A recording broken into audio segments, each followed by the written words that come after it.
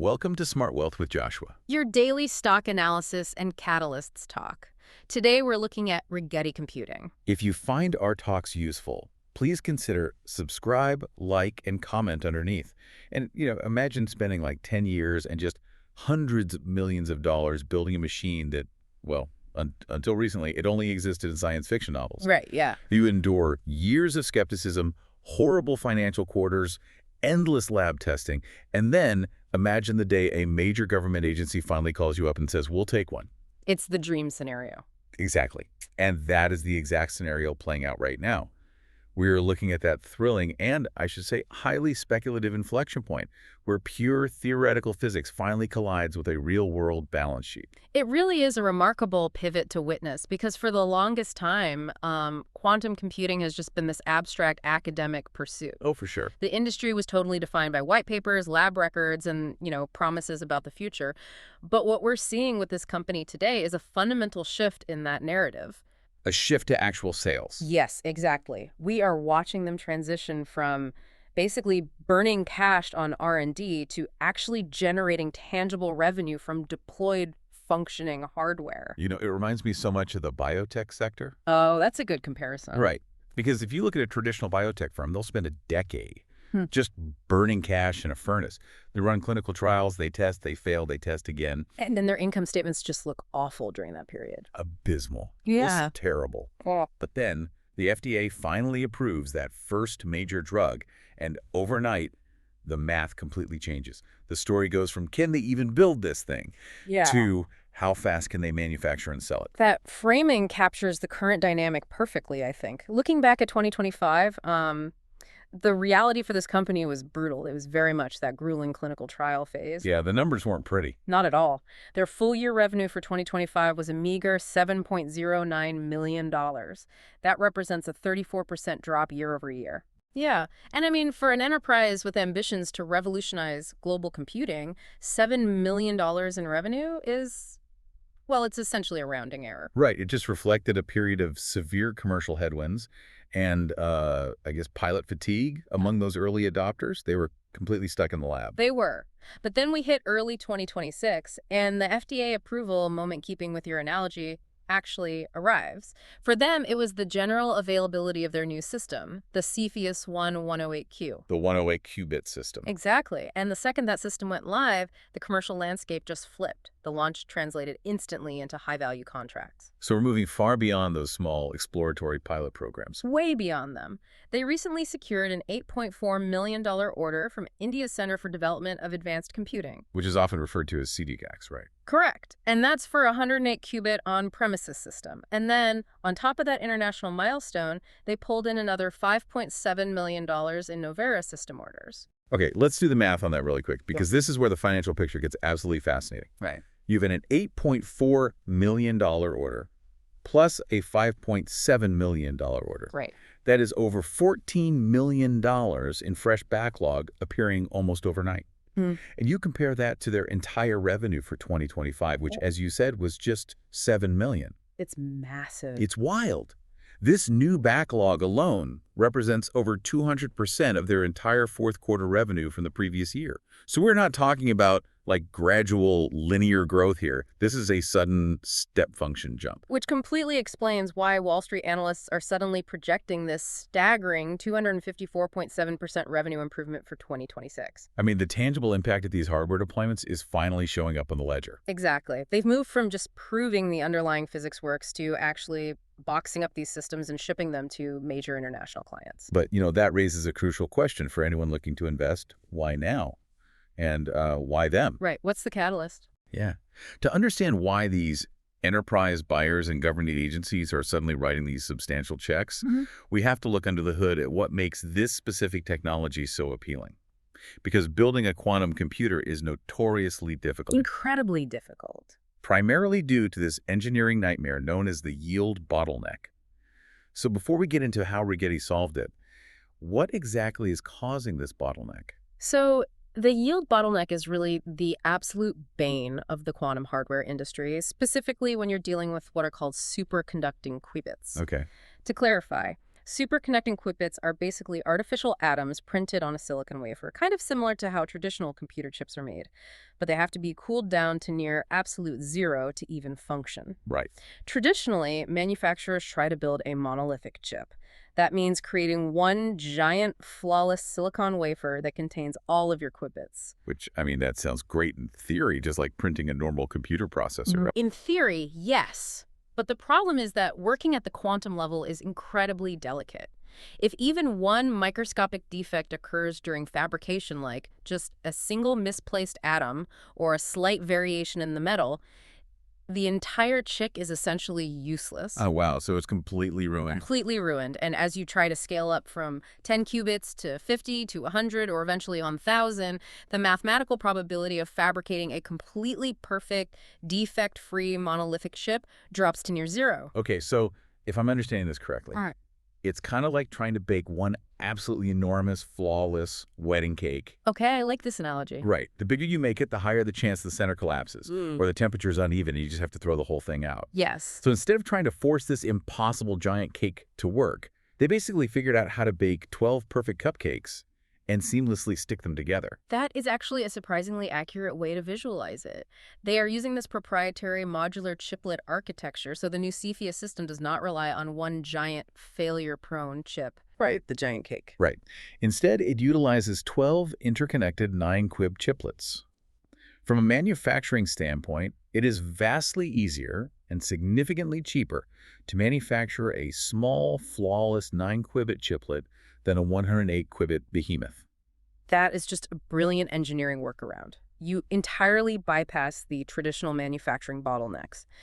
And as I understand it, by breaking it down into these smaller chiplets, the engineering focus shifts away from just trying to get the fabrication perfect, right?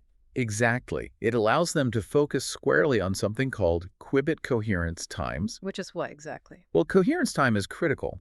It refers to how long a qubit can hold its fragile quantum state before collapsing back into normal, everyday noise. Okay, got it. By isolating the qubits into these modular blocks, they can better manage the environment and extend those coherence times. But most importantly, this modular approach creates a very clear, logical path to scaling beyond 1,000 qubits. Because you don't have to invent a new process. Exactly. You don't have to invent a new manufacturing process. You just keep linking the chiplets together.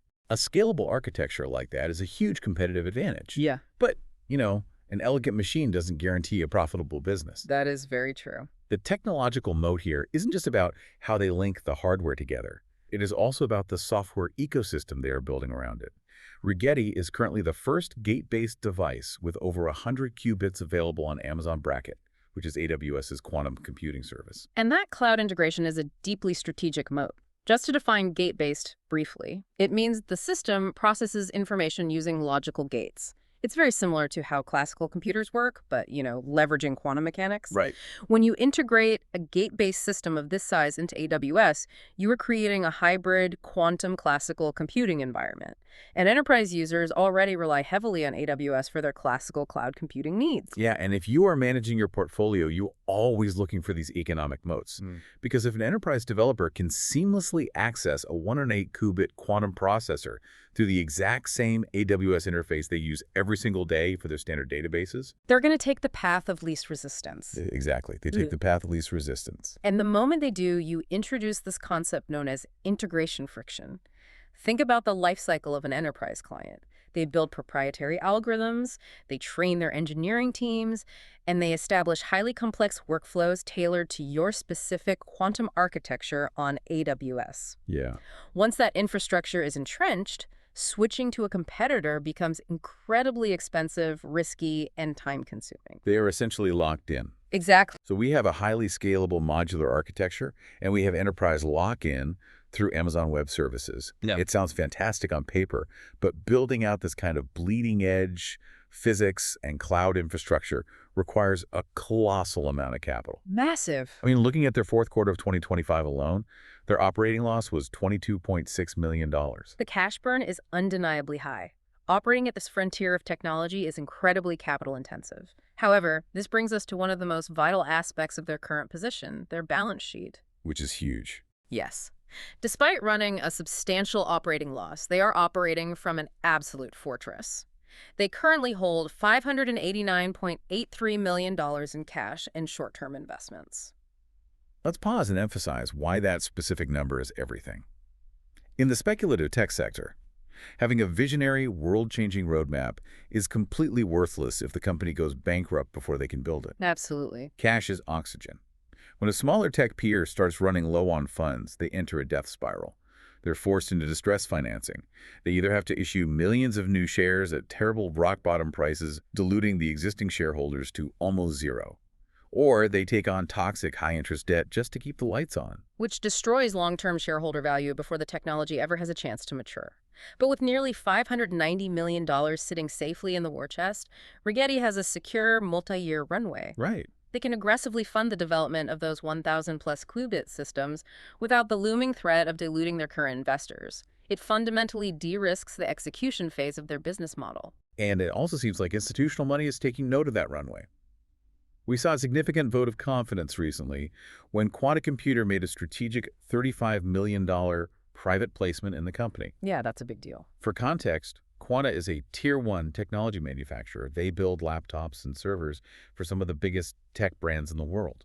And that distinction regarding the private placement is vital, because this is not a hedge fund buying up shares on the open market hoping for a quick, speculative pop in the stock price. Right, it's not a day trade. No, this is a global manufacturing giant negotiating directly with the company to inject $35 million in fresh capital. That signals a desire for a long-term strategic partnership. It tells the broader market that a major hardware player has looked closely at this modular chiplet architecture and decided it has genuine commercial viability. So the foundation is solid. We have the technology, the first wave of meaningful revenue, and a cash fortress. But as an investor, you really have to look at how the market is actually pricing this reality, because the recent market reaction has been explosive.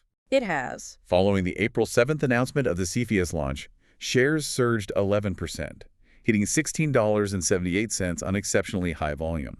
The momentum is undeniable right now. Zooming out to the broader picture, the stock is up 81% over the past year. Wow. And what stands out to institutional watchers is the relative strength. Even when the broader market took a significant dip recently, the stock was consistently listed among the volume leaders moving higher. They are materially outperforming larger peers in the space. Yeah. Retail sentiment on platforms like Reddit remains strongly bullish. It's currently sitting at a score of 68. And analysts at firms like Alliance Global Partners are maintaining buy ratings with price targets that imply a 75% upside. All right, I have to step in and play devil's advocate here. Okay, go for it. Because if you are diligently managing your wealth, you cannot just look at an 81% gain and follow the Reddit hype.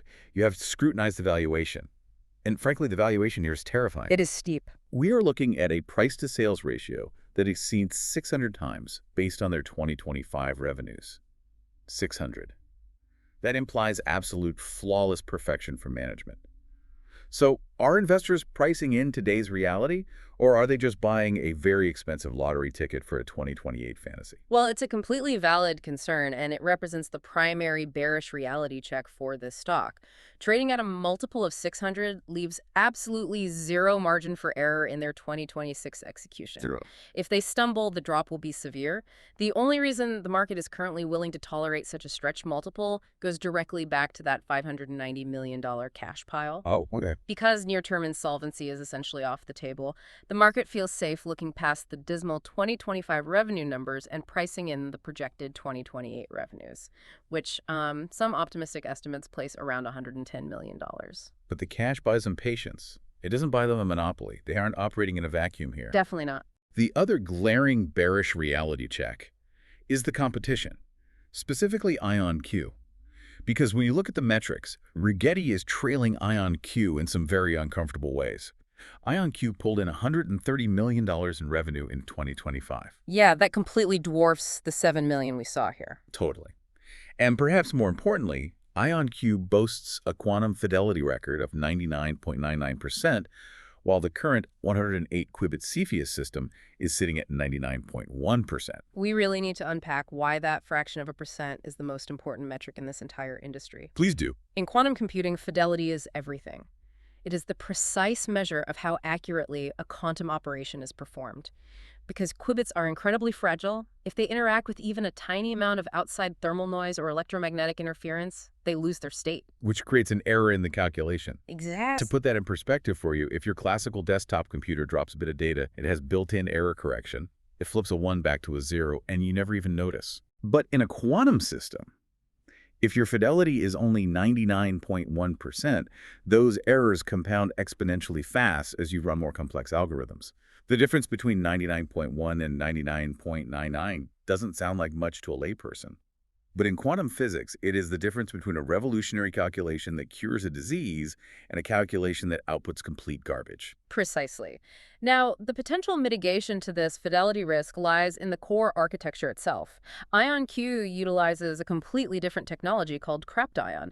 They essentially levitate individual atoms using lasers. Sounds like sci-fi again. It really does. And it produces amazing fidelity, but scaling trapped ions to thousands of qubits is a notoriously difficult, unresolved physics challenge. Rigetti's modular superconducting approach, while currently suffering from lower fidelity, is theoretically much faster and easier to scale. So it is a race. IonQ has the accuracy but struggles to scale the size, while Rigetti has the size and scalability but is fighting to improve the accuracy. That's the perfect summary. And if Rigetti can utilize their modular architecture to hit their stated target of 99.5% fidelity later in 2026, while simultaneously offering significantly higher qubit counts than IonQ, that competitive gap could narrow rapidly. Which brings us perfectly to the critical show-me moments on the calendar. Because the valuation demands flawless execution, investors need to know exactly what upcoming catalysts to watch over the next few months. Right. The biggest immediate hurdle is sitting right in front of us. It's the Q1 2026 earnings report scheduled for mid-May. That earnings call is going to be the ultimate proving ground. This is where the sci-fi narrative finally has to meet the spreadsheet. Absolutely. Investors are going to be hyper-focused on revenue recognition. We know the CD-SEC and Novera orders exist in the backlog, but Wall Street needs to see that backlog actually converting into recognized top-line revenue. They need absolute confirmation that the 34% revenue decline from 2025 has definitively reversed course. We will also need concrete updates on their cloud utilization metrics regarding AWS. Are enterprise users actively logging in and running algorithms on the Cepheus system? Yeah, the usage matters. Exactly. But beyond the hard fundamental numbers, there are some powerful speculative tailwinds swirling around the stock right now. There are increasingly loud discussions regarding confirmed plans for the company to invest up to $100 million into the United Kingdom to accelerate their development there. That UK expansion is a fascinating strategic move because it heavily implies future government contracts. The UK government has launched a very aggressive, well-funded national quantum initiative. They have. And a company does not simply commit $100 million in infrastructure to a specific region unless they have a very high degree of confidence that lucrative government grants or sovereign contracts are waiting for them on the other side. Speaking of sovereign contracts, we really cannot ignore the defense sector. The entire quantum industry experienced a rally recently because IonQ successfully secured a major contract with DARPA. Right. And there is rampant, albeit unconfirmed speculation right now that Rigetti is positioning itself for similar partnerships with U.S. defense agencies. It makes complete strategic sense for the Pentagon. The U.S. government cannot afford to rely on a single vendor or a single architecture for a technology that will literally define the next century of warfare and intelligence. No, they can't. They naturally want to fund multiple approaches, both trapped ion and superconducting, to ensure the United States maintains a decisive technological edge. But again, if you're managing risk, you have to remember that right now, the defense angle is purely speculative momentum. It is. Finally, looking slightly further out to the second half of 2026, management has promised a formal technology roadmap update. This event is where they have to step up to the podium and prove they are closing that fidelity gap with IonQ. That's the 99.5% target. Exactly. If they can confirm they have successfully hit that 99.5% fidelity target on the modular architecture, it could serve as a profound re-rating catalyst for the stock. Because it would validate the entire premise of the modular chiplet thesis. It would prove to the market that you do not have to choose between size and accuracy. You can have both the high qubit counts and the necessary fidelity to achieve true quantum advantage. So synthesizing all of these moving parts, what does this actually mean for an investor's portfolio? The final investment thesis currently scores a solid 7 out of 10 on the bullish scale. Okay. You have a very high conviction setup regarding scalability of the technology, the cash runway, and the upcoming catalysts. But that optimism is heavily tempered by the extreme 600x valuation multiple. So your target horizon really dictates how you approach this. It sets up cleanly as a momentum swing trade leading directly into the Q1 May earnings report. The technical breakout is confirmed, and the market is eagerly anticipating that initial revenue inflection from the CDEC orders. Yes, that's the short-term play. Alternatively, it operates as a highly speculative, multi-year hold. If you fundamentally believe the modular architecture will win the long-term quantum race, you tuck this away and let that $590 million cash pile fund their journey to 2028. It requires a strong stomach for volatility, but the upside potential is historic. Before we wrap up, I want to leave you with one final thought, building on that defense sector speculation we touched on earlier. When you look at quantum computing on a daily chart, it is easy to get lost in the weeds of price-to-sales ratios, AWS integration metrics, and quarterly earnings beats. But think about the ultimate endgame of this technology. The stakes are infinitely higher than just faster enterprise software. Precisely. When this technology finally scales to the point where it can run algorithms capable of breaking modern cryptographic encryption, or instantly optimizing global defense logistics and advanced material science, the hardware companies building these systems cease to be just tech stocks. That's a great point. They become vital, irreplaceable matters of national security. The true floor of this company's valuation in the long term might not be decided by whether an enterprise client wants to rent time on AWS.